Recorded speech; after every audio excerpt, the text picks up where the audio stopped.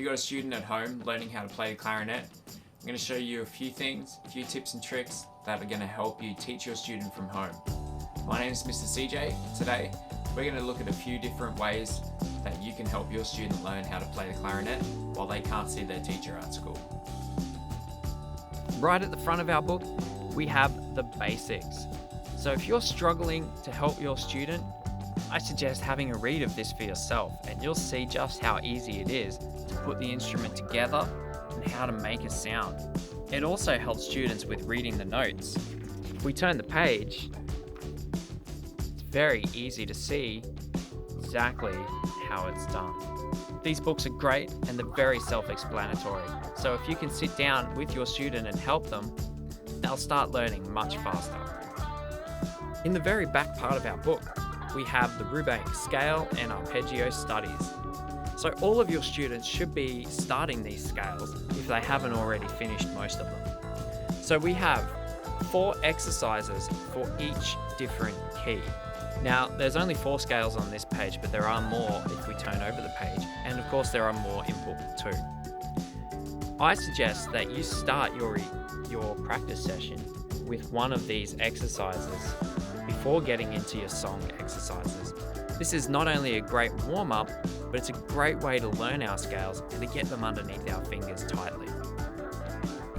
Now, before we do anything else, I'm going to show you how to put the reed onto the mouthpiece of the clarinet properly.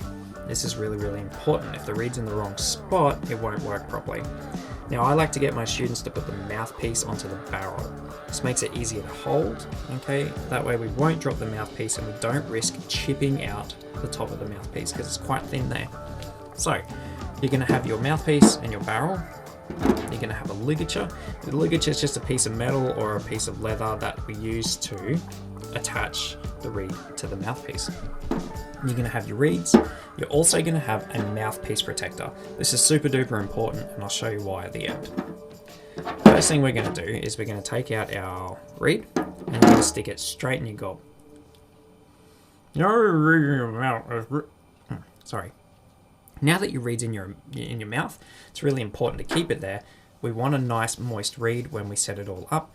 That way it will vibrate freely and you won't get that horrible dry, creaky, squeaky sound.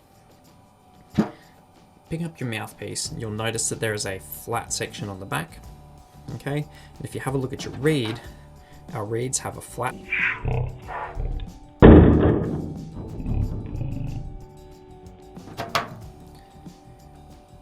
If you have a look at your reed, our reeds have a flat section on the back that matches up with the flat section of our mouthpiece. See, the top is all shiny and it's convex, it's got like a curve in it. We want to put the flat side of the reed onto the flat side of the mouthpiece. I like to do that with one hand and hold it securely with my thumb.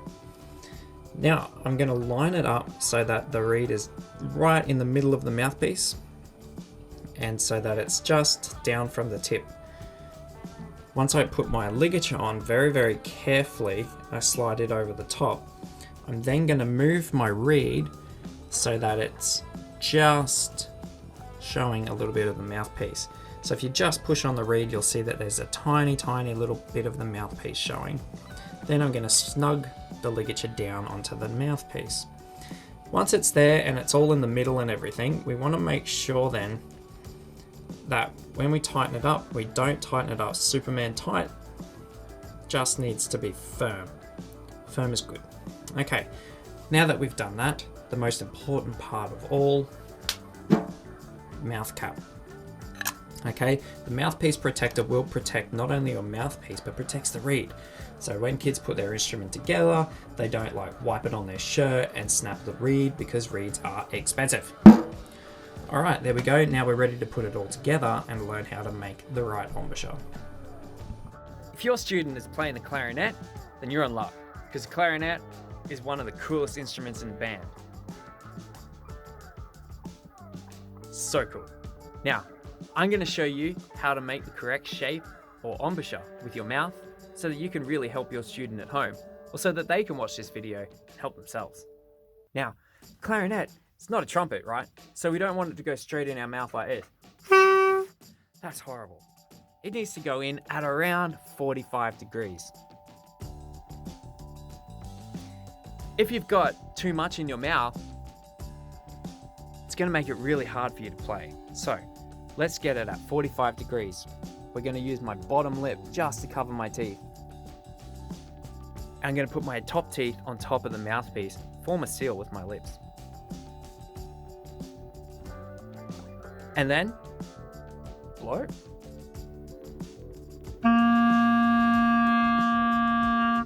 Now, if your student does that at home and it doesn't sound like that, it's probably for a couple of reasons.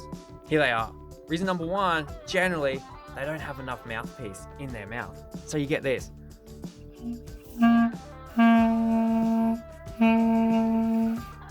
If that happens, they haven't got enough mouthpiece, or their bottom lip isn't firm enough. We firm up our bottom lip just by smiling. Did you hear that? Okay, get those dimples going. That's the best way to have a nice tight clarinet embouchure without biting too hard. Now, the second reason, it could sound like this.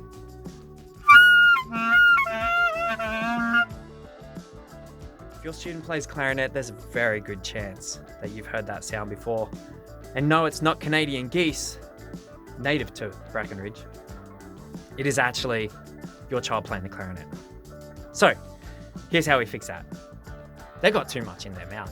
So get them to put too much in and slowly take it out until they get a good sound.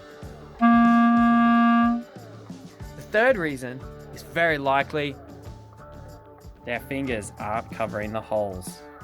Now, it's easy for me. I got big fat sausage fingers. But some of your kids have little tiny hands and it makes it difficult for them to cover the holes. So, a good way to do it is just get them to push really, really hard and then look at their fingers. If I push really, really hard on those keys and then have a look at my fingers, you'll see, if it focuses, you'll see the circles on my fingers. So that means that I've got a good seal. If they don't have a good seal, you get this.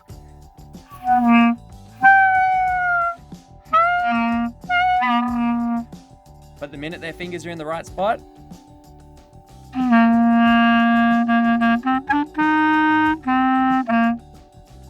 okay, so there's a few tips to help your kid learn how to play the clarinet. Sorry. I hope they help. Good luck. Have fun.